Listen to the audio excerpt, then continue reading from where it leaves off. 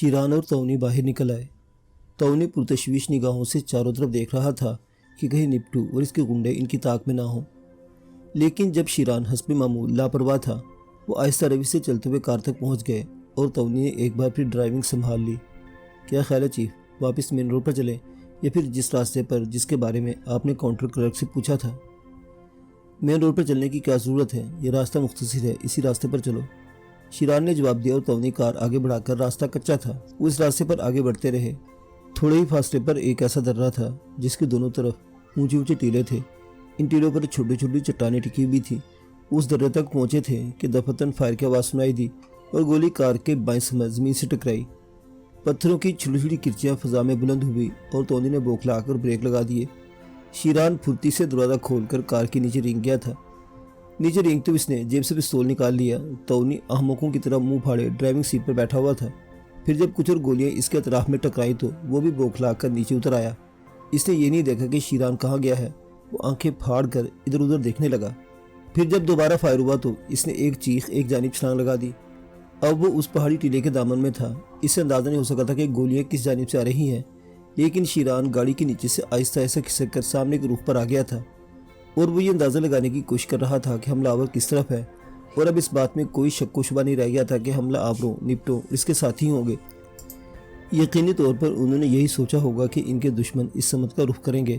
بہرطور شیران آہستہ آہستہ آگے رینگتا رہا اور ایک بار پھر وہ اپنی جگہ سے نکل آیا، لیکن صورتحال اس طرح تبدیل ہو جائے گی یہ بات اس کے ذہن میں بھی نہیں تھی۔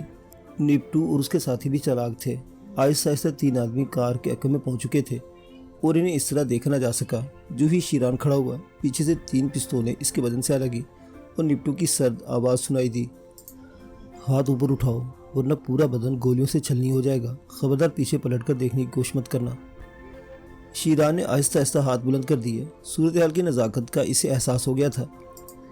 پستول اس کے ہاتھ میں ہی تھا جسے پیچھے سے اچک لیا گیا، وہ پھر نپٹو نے اسے گھما کر اپنی طرف کر لیا، لیکن شیران کے لیے اتنا ہی موقع کافی تھا۔ اس نے اس طرح یکدم بدن کو ڈھیلا چھوڑا کہ نپٹو اسے سنبھال نہ سکا، اور دوسرے لمحے شیران نپٹو کو لپیٹے زمین پر جا گرا۔ نپٹو کو یہ پتہ نہ چل سکا کہ وہ پستول جو اس نے شیران کے ہاتھ سے چھینا تھا دوبارہ شیران کے پاس کیسے پہنچ گیا۔ شیران نے نپٹو کے ساتھیوں کو کور کرنے کے بجائے پستول نپٹو کی گدی پر رکھ دیا اور اس کے حلق سے غراہٹ نکلی۔ اب اپنے ساتھیوں سے کہہ دو کہ پستول پھینک دے اور ہاتھ اٹھا دے، ورنہ یہ گولی تمہاری گردن میں پار ہو جائے گی۔ میں صرف 3 تک گنوں گا، پستول پھینک دو، پستول پھینک دو، نپٹو چیخا۔ اس کے ساتھ ہی مزمل انداز میں پستول پھینک کر پیچھے ہٹ گئے۔ شیران نپٹو کو سنبھال کر کھڑا ہو گیا اور ایسا ایسا کھسکتا ہوا اس داہنے سمت کی ٹیلے سے جا لگا۔ نپٹو ابھی اس کی گرفت میں تھا اور پستول اس کی گدی سے لگا ہوا تھا۔ اب اپنے ساتھیوں سے کہو سب سامنے آ جائیں۔ میرے ساتھی بس یہی لوگ ہیں، نپٹو نے جواب دیا۔ بکواس کر رہے ہو، جلدی کرو ورنہ اپنی موت کے ذمہ دار خود ہوگے تم، جلدی کرو۔ تم یقین کرو ان میں سے ایک بھی اس قابل نہیں تھا کہ یہاں آتا ہے، نپٹو نے جواب دیا۔ تونی! شیران زور سے چیخا اور تونی جو ہکا بکا کھڑا تھا لڑکھڑاتا ہوا شیران کے قریب پہنچ گیا۔ ان سب کے پستول اپنے قبضے میں کر لو اور انہیں کور کر کے کھڑے ہو جاؤ، شیران نے کہا۔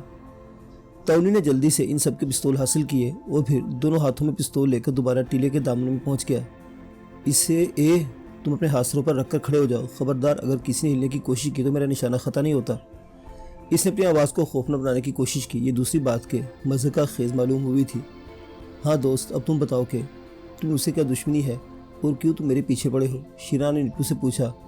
میں کچھ نہیں جانتا، مجھے یہ حکم ملا تھا۔ کس نے حکم دیا تھا؟ فوا نے، نپٹو نے جواب دیا اور شیران کی آنکھیں حیرت سے پھیل گئی۔ فوا؟ اس کا حلق سے غرائی آواز نکلی۔ پھر وہ نپٹو کی شکل دیکھنے لگا۔ کیا حکم دیا اس نے تمہیں؟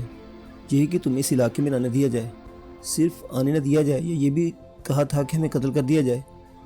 اس نے تمہیں قتل کرنے کی ہدایت نہیں کی تھی، نپٹو نے جواب دیا۔ اب تمہارے ساتھ کیا سلوک کیا جائے؟ شیران نے پوچھا اور نپٹو پریشان نگاہوں سے اسے دیکھنے لگا، پھر بولا، جو تم مناسب سمجھو، میں اس سلسلے میں کیا کہہ سکتا ہوں؟ تو پھر ٹھیک ہے، یہاں سے دفع ہو جاؤ۔ میں تم جیسے کرائے کے ٹٹوں کو قتل کرنا پسند نہیں کرتا، جاؤ بھاگ جاؤ اور اس کے بعد میرے سامنے آنے کی کوشش نہ کرنا ورنہ میں تمہیں قتل کر دوں گا، سمجھے؟ شیران نے پستول کو جنبش دے کر کہا اور نپٹو اسے ہراساں نگاہوں سے دیکھتا ہوا اپنے ساتھیوں کے قریب پہنچ گیا۔ پھر وہ تینوں اس طرح بھاگے کہ انہوں نے پلٹ کر نہیں دیکھا۔ تونی حلق پھاڑ کر ہنسنے لگا تھا، لیکن شیران نے اس کے ہونٹ پر ہاتھ رکھ دیا اور تونی سنبھل کر کھڑا ہو گیا۔ جو کچھ انہوں نے کہا ہے میں نے اس پر یقین نہیں کیا، سمجھے تم؟ چنانچہ خام خواہ حلق پھاڑ کر مت ہنسو، آگے بڑھو، یہی شکر ہے کہ ہماری کار محفوظ ہے، شیران نے کہا اور تونی کراہتا ہوا آگے بڑھ گیا۔ وہ دونوں ایک بار پھر کار میں بیٹھ کر چل پڑے تھے۔ شیران کی پیشانی شکن آلود تھی۔ یہاں داخل ہوتے اس پر 2 بار حملہ ہو چکا تھا، لیکن یہ حملہ آور اتنے بودے تھے کہ شیران کا کچھ نہیں بگاڑ سکے تھے۔ پہلی بار اس کے ہاتھوں پٹے اور دوسری بار پھر اس کا شکار ہو گئے۔ کیا یہ سب ڈرامہ نہیں ہے؟ شیران سوچ رہا تھا، لیکن تونی کو اس نے اپنے خیالات سے آگاہ نہیں کیا۔ تونی ایک احمق آدمی تھا، وہ کوئی بہتر مشورہ نہیں دے سکتا تھا۔ ویسے بھی اس کی حالت خرابی نظر آ رہی تھی۔ شیران نے سوچا کہ بلا وجہ اس مریل بیل کو ساتھ لیا۔ اگر کوئی چاقو چوبند پھرتیلا بندہ اور چلاک آدمی ساتھ ہوتا تو ریکسن ہل کی تفریحات ہی مختلف ہوتی۔ تھوڑی دیر کے بعد وہ فوا کے کلب کی عمارت کے نزدیک پہنچ گئے۔ تونی نے سوالی نگاہوں سے شیران کو دیکھا، لیکن شیران نے آنکھیں بند کر کے گردن ہلا دی۔ اس نے تونی کو اشارہ کیا کہ سیدھا چلتا رہے۔ تھوڑی دیر بعد وہ کلب کی عمارت سے دور نکل آئے۔ اب یہاں انہیں چھوٹی چھوٹی 1-2 منزلہ عمارتیں بکھری ہوئی نظر آ رہی تھیں۔ ان میں بعض عمارتیں خاصی کشادہ اور وسیع تھیں۔ ان کے درمیان گھنے اور سرسبز و شاداب درخت نظر آ رہے تھے۔ ہر طرف سبزہ ہی سبزہ تھا۔ بادی نگاہ میں یہ جگہ واقعی اس قابل تھی کہ اسے تفریح کے طور پر منتخب کیا جائے۔ وہ ان مکانوں کے نزدیک نہیں رکے، بلکہ درختوں کے اس جھنڈ کی طرف چل پڑے جس طرف جھیلیں موجود تھیں۔ در حقیقت 3 جھیلوں کا یہ نظارہ انتہائی دلکش تھا۔ انہیں 3 جھیلیں کہا جا سکتا تھا، ورنہ سب کا ایک دوسرے سے کہیں نہ کہیں رابطہ تھا۔ درمیان میں خشک اور چوڑی جگہ تھی جنہیں تفریح کے طور پر منتخب کیا جا سکتا تھا۔ وہاں چند ٹرالر کھڑے ہوئے تھے، چھوٹے چھوٹے خیمے بھی لگے ہوئے تھے۔ کسی بلند جگہ سے دیکھنے پر وہ بے حد حسین منظر محسوس ہوتا تھا۔ شیران کے اشارے پر تونی نے گاڑی ایک جگہ کھڑی کر کے اسے لاک کر دیا اور اس کے بعد دونوں نیچے اتر آئے۔ ایک ٹرالر کے نزدیک سے گزرا تو دفتن ٹرالر کی کھڑکی کھل گئی اور اس میں سے ایک چہرہ برآمد ہوا۔ اس نے شیران کے شانے پر ہاتھ رکھ کر اس کا کالر پکڑ لیا تھا۔ شیران غرات تو پلٹا تو نشے میں ڈوبی عورت نے ہونٹ سکوڑ کر مسکرائی۔ شیران کا زوردار تھپڑ اس کے گال پر پڑا اور چہرہ کھڑکی سے دوسری طرف الٹ گیا۔ دوسرے لمحے شیران نے کھڑکی پر ہاتھ مار کے اسے بند کر دیا۔ تونی اس کیفیت کو دیکھ کر جلدی سے آگے بڑھ گیا، لیکن وہ چہرہ کھڑکی سے دوبارہ برآمد نہیں ہوا۔ شیران خود بھی تونی کے پاس پہنچ گیا۔ کیا ہوا تھا چیف؟ تونی نے پوچھا۔ بک بک مت کر، ورنہ میرا ایک تھپڑ تیری گردن ہمیشہ کے لیے گھما دے گا۔ ارے چیف بتاؤ، تمہارا موڈ کافی خراب ہو گیا ہے۔ لیکن جی میں تمہیں ایک بات بتا دوں، یہ جگہ ہر قسم کے آداب و اخلاق سے مبرہ معلوم ہوتی ہے۔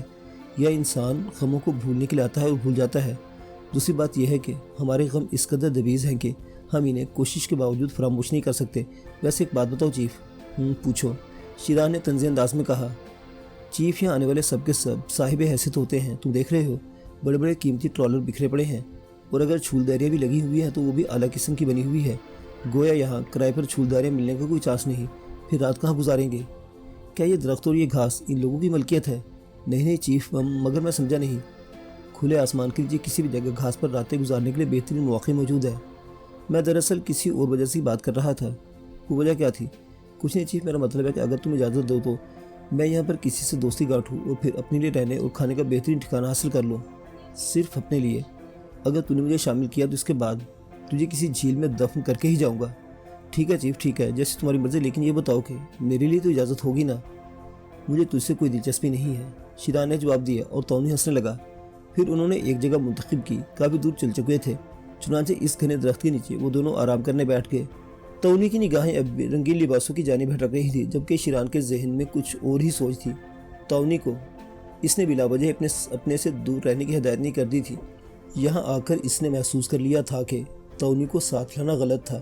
ایک ڈرائیور کی حیثیت سے تو وہ ٹھیک تھا کہ شیران کو گاڑی چلانے کی مصیبت سے دوچار نہ ہونا پڑتا، اور تونی راستوں وغیرہ سے بھی واقف تھا، لیکن اس کے علاوہ تونی درد سر تھا۔ وہ شیران کی تفریحات میں ساتھ نہیں دے سکتا تھا، لڑائی بھڑائی سے خوف کھاتا تھا۔ شیران یہ اپنے دشمنوں کی تلاش میں آیا تھا اور دشمن سامنے آ چکے تھے۔ ویسے اس بات پر حیرت تھی کہ اس کے دشمنوں کو اس کی اس طرف آنے کا علم کیسے ہو گیا۔ یہ دونوں حملے بے مقصد نہیں تھے۔ یقینی طور پر وہ شیران کو اس علاقے میں نہیں دیکھنا چاہتے تھے، اور شیران کو اطلاع بھی یہی ملی تھی، چنانچہ تونی کا اس کے ساتھ رہنا بھی بے مقصد تھا۔